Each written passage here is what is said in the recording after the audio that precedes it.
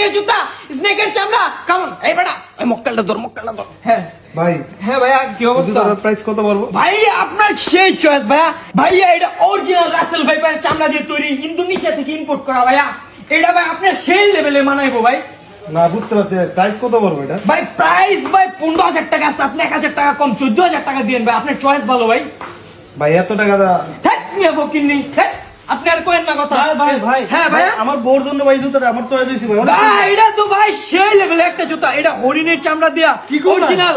হ্যাঁ ভাইয়া, হরিণের চামড়া দিয়া, এটা জাপান থেকে ইম্পোর্ট ভাই করা। সুন্দরবন হরিণ দিয়ে এগুলো হ্যাঁ নাকি? হ্যাঁ, ভাই, সুন্দরবন হরিণ না, এটা ভাই, ভাই। অ্যামাজন জঙ্গলের হরিণ। ভাই হ্যাঁ ভাইয়া, এটার প্রাইস কত বলবো? ভাইয়া এটা অরিজিনাল ব্ল্যাক মাম্বার চামড়া ভাইয়া। এটা স্নেক।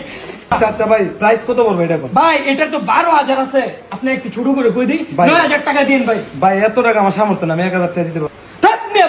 জুতা এখানে নাই ভাই। অরিজিনাল ভাই, অ্যামাজন জঙ্গল থেকে ইম্পোর্ট করা ভাই, হরিণের অরিজিনাল চামড়া ভাই। বুঝছি তো ভাই, এর দাম কত দিলে? ভাই একদম ফিক্স 8,000 টাকা ভাই। নিলেন না নিলেন না ভাই। আরে না আমি 8,000 দিতে পারবো না, আমি আপনার একদম 200 টাকা দিতে পারবো। জুতা এমন যান ভাই। এইটা ভাই অরিজিনাল ইউএসএ থেকে ইম্পোর্ট করা ভাই। এটা ড্রাগন আছে না, মুখ দিয়ে আগুন বার হয়, ওইটার ভাই। এটার গুণাগুণ সম্পর্কে বললে ভাই রাত দিন শেষ হয়ে যাবো ভাই। এর গুণাগুণ শেষ হতো না ভাই। এটা যে কি মিলে আনছি ভাই, বিমানের চাক্কার তলে করে ভাই আনছি। এটা যেই মিলে আনা হইতে ভাই, এটা একবার